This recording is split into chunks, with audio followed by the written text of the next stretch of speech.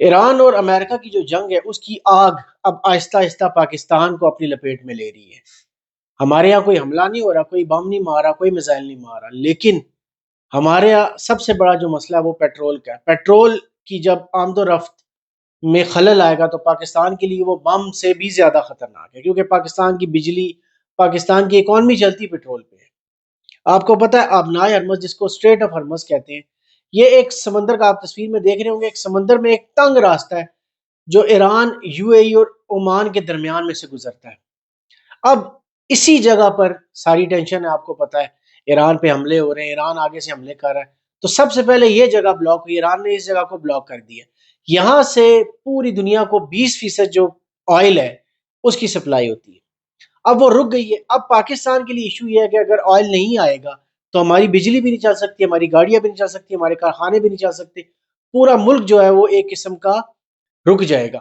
تو اب پاکستانی گورنمنٹ سننے میں یہ آ رہا ہے، ڈسکشن یہ سٹارٹ ہوگی کہ جو کورونا میں اسٹریٹجی اپنائی گئی تھی، ورک فرام ہوم، تاکہ پیٹرول بچے، بجلی بچے، اور بچوں کی اسکول کی آن لائن کلاسز، جب تک یہ معاملہ سیٹل ڈاؤن نہیں ہوتا.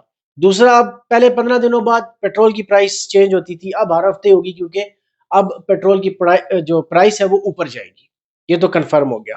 اب یہ جو معاملہ یہ خراب کیوں ہو رہا ہے؟ کیونکہ امریکہ کی طرف سے جو مس کیلکولیشن ہوئی. امریکہ یہ سمجھ رہا تھا کہ ایران ایک سادہ سا ملک ہے جس پہ میں حملہ کروں گا اور اس کو 1-2 دن میں اس کے سپریم لیڈر کو جب مار دوں گا، اور ویسے ہی سارے لوگ باہر نکل آئیں گے، فسادات شروع ہو جائیں گے ایران پہ، ان کے اپنے لوگ ہی جو ہے وہ بغاوت کر کے جو ہے وہ قبضہ کر لیں گے، تو میں بڑے سکون سے اپنے سارے جو ہے نا وہ ڈوریں جو ہے وہ کھینچنا شروع کر دوں گا. لیکن ایران نے آگے سے جو ریزسٹنس دکھائی ہے پوری دنیا کو، اسرائیل پہ حملے ہو رہے ہیں، امریکہ کی ساری بیسز جو ہیں وہ اس وقت خطرے میں، جتنی مڈل ایسٹ میں.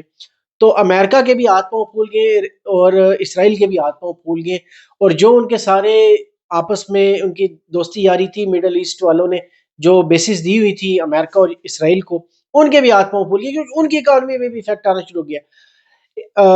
جو امریکہ ہے اس کی اکانومی پہ تو ویسے ہی افیکٹ آ رہا ہے، اور اسرائیل کی اکانومی پہ بھی افیکٹ آ رہا ہے، کیونکہ یہ ڈائریکٹ جنگ میں انوالو ہے.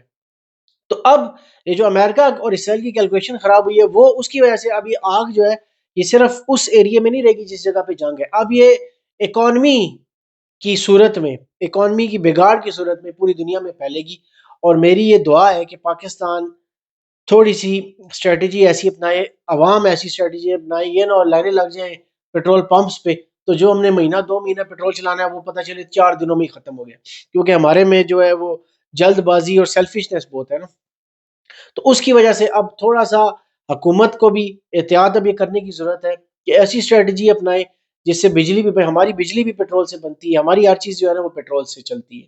تو اس لیے اپنے ذخائر کو دیکھ کر اس کے حساب سے اسٹریٹجی بنائی جائے. کیونکہ جو امریکن ڈیفنس سیکٹری ہیں ان کا کہنا یہ ہے کہ یہ جنگ جو ہے وہ 8 ہفتے تک بھی جاری رہ سکتی ہے. تو 8 ہفتے کا مطلب ہے 2 مہینے. اگر 2 مہینے یہ جنگ جاری رہتی ہے تو آپ سوچ لیں کہ کس قدر کروشل سچویشن ہو جائے گی پوری دنیا کے لیے، خاص طور پہ پاکستان کے لیے. کیونکہ پیٹرول جب رکے گا، آئل آنا رکے گا، تو ایک بڑی خطرناک سچویشن ہو جائے گی. تو اب عوام بھی تھوڑا سا دیکھ بھال کے ذرا سیلفشنس نہیں دکھانی، اور حکومت کو بھی چاہیے کہ اب ایسے سٹیپس لے لیں جس کی وجہ سے اب اس کروشل سچویشن سے نکلا جائے.